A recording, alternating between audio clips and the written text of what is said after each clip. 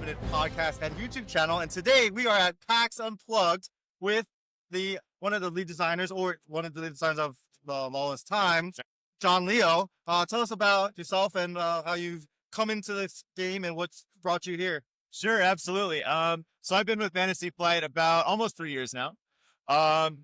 Joined on to work on Star Wars Unlimited, and I've had some input in all the sets since Shadows of the Galaxy, but my first lead project was Legends of the Force. So I had a great time working on that with my design partner, Joe O'Neill.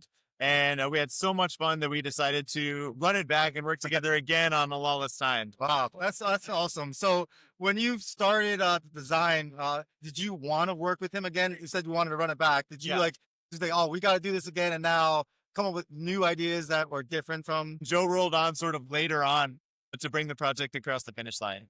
Awesome. Okay, so Lawless Time. I pitched it when I started, pretty much. Okay. Really? Yeah. So it's been that long? Wow. Yeah, long time. And, when I started, I was like, here's what I believe would make a really special set for Star Wars Unlimited. And they were like, pitch it, write it down, let's go. Awesome. And here we are. The title, it kind of infers certain things that we might be experiencing in the game. Maybe. What game design choices were set up for this new, what new mechanics can we get? Absolutely. So we revealed a little bit of this already today at the in-flight room. This time is a lot about breaking the rules, the pre-established conventions for Star Wars Unlimited. And part of what that means is we've introduced a new token, right? The credit token, which allows players to sort of use one-off currency to accelerate their resources. And so you can play those big, spicy, expensive cards a little earlier. But we're also adding some multi-aspect cards for the very first time. Multi-aspect cards, that's crazy. Yeah. I know people have been, what goes into deciding what cards get that and how that's going to work in the game? Absolutely. Well, it's a really, really fun part of designing for this game is thinking about, what makes a card vigilant? And if you're designing a card that you think might be a multi-aspect card, you're going to maybe be able to either combine elements from both that are different, or maybe you'll find sort of a unique combination of abilities that could never exist on a card that's just one aspect. That's all. So what kind of with the multi-aspect cards and the cards? My gosh, they're testing. There's so many cool decks to come out. Obviously, with credit tokens being a factor now, we may see a new take on ramp strategies and sort of go big strategies. With rotation, we're seeing resupply is gone, super laser technician unit is gone, but now we have these new sort of one-off ways to do it with credits, and maybe some more. The credits is a really cool idea, and we've seen that on other TCGs before. Yeah. But it's not a resource. No, it does not count as a resource. So it's not like a resupply where I could play resupply and all of a sudden I'm at my leader flag. Exactly. It's a one-off currency, basically. It does not count as a resource, so it doesn't help you with your leader deploy, for example. And so that made it a lot easier to balance around. And it allows for some really, really spicy design space. And also from the player perspective, it can be really, really cool. This set originally designed with rotation in mind? Yes. Okay. So what goes into that when you add a token? What else is going into that where a bunch of stuff is gone down? Yeah, I mean, one of the things we pay attention to when we're designing for rotation is, of course, what's leaving, right? Maybe the primary leader in terms of aggressive. You're gonna what's gone. What do we replace it with? And similarly, one good way you can think about it is looking at your suite of removal, maybe different payouts in order to add a. So then how do you work on balancing all of that with what is going to be in the sets that are going to be out there, and then what's leaving? It's really interesting. So we have Ryan Miles, we have Aaron Miles, and we have George Zhang, who are all brilliant. They're so good at their job. And A Lawless Time is sort of where that team first got to get their hands on the classics. Now, I did get to check out the FFG flight plan report. You guys saw it on stage. Yeah. So I mean, one thing that I really love, just in media in general, is the heist film. Right. Yeah. It's something that's so special to me. And Star Wars has so many cool moments where characters come together to achieve really, really difficult, seemingly impossible challenges. Yeah. Right? There are a lot of great heists in Star Wars, and sort of the rescue of Han Solo feels like a heist in some ways, right?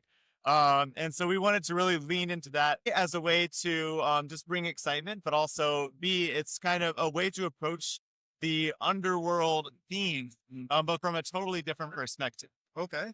So how does like, is there like a mechanic or anything involved in that, or just like you were kind of like pushing? This is the theme of it. And this, Yeah, maybe we'll see some cards that are a little bit more particular into feeling like that. But a lot of it is like we wanted to have this sense of like the preparation that goes into a heist, right? The putting your team together, the getting your crew in place, and then executing on that. And maybe that's through careful preparation of your deck building, but also playing your gameplay and executing on your plan. That's awesome. So the other thing was like push your luck elements are in this game absolutely. too.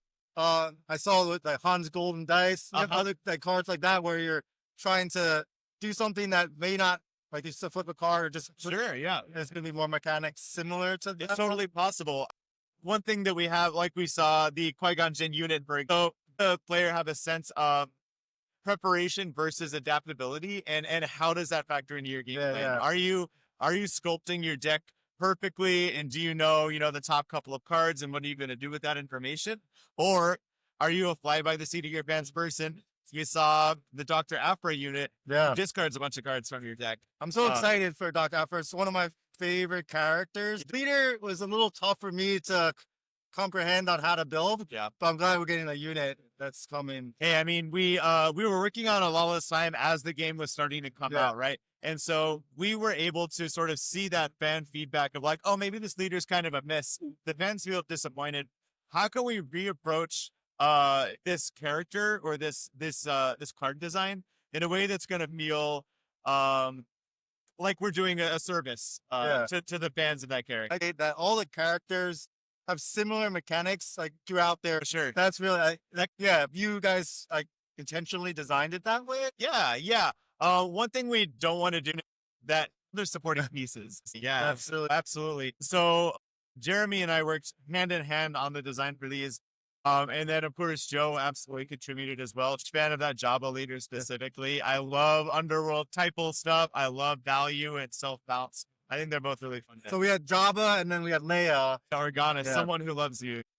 Yeah. So I don't talk about this that much, but I have a background in poetry. Oh, okay. And that's so cool. so I'm very involved with the writing of the subtitles. That's Tyler Parrott's main purview as our creative lead, but I get to have a hand in that because I care a lot about the feeling that those subtitles can. Yeah. So I probably wrote 90% of the subtitles for a long time. Yeah. That's awesome. Do you have one that you're super proud of that you can't wait for us to like to? Maybe you can't say now, but yeah, probably. Is there anything you could give us? No, we'll just have to keep our eyes peeled. There's some pretty good subtitles. I will say that there are a lot of alliterative subtitles and I'll have to keep an eye out. Absolutely. I'm gonna ask you again when the set's released, like which one was it? Yeah, there's a bunch. Yeah. So any closing thoughts on this set and like what it means to you to be able to, this is your second one, like what experiences you learned from the first time running it and now where you are now, what lessons maybe you applied? Absolutely. We learned so much between Joe and I on our experience on Legends of the Force.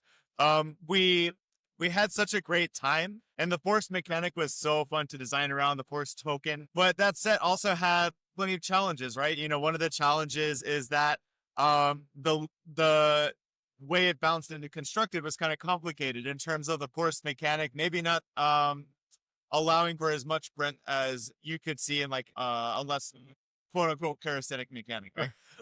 And so with the Lawless Time, we wanted to design cards that would feel like they could slot into a variety of existing archetypes, both in Premiere and also in Eternal.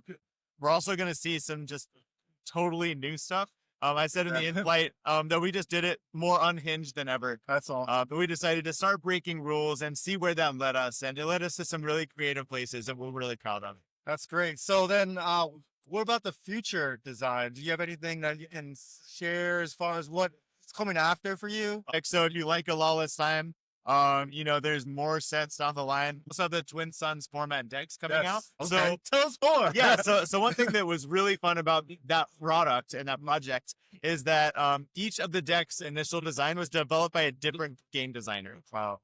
So one person worked on the Asajj and Dooku box. One person worked on the Anakin Padme box. I got to do the initial run on Ahsoka and Rex. Some characters that I really love. Yeah. And so, of course, it was all brought together and sort of melded into a more cohesive product by MJ Cuts, one of our designers, with collaboration from other designers.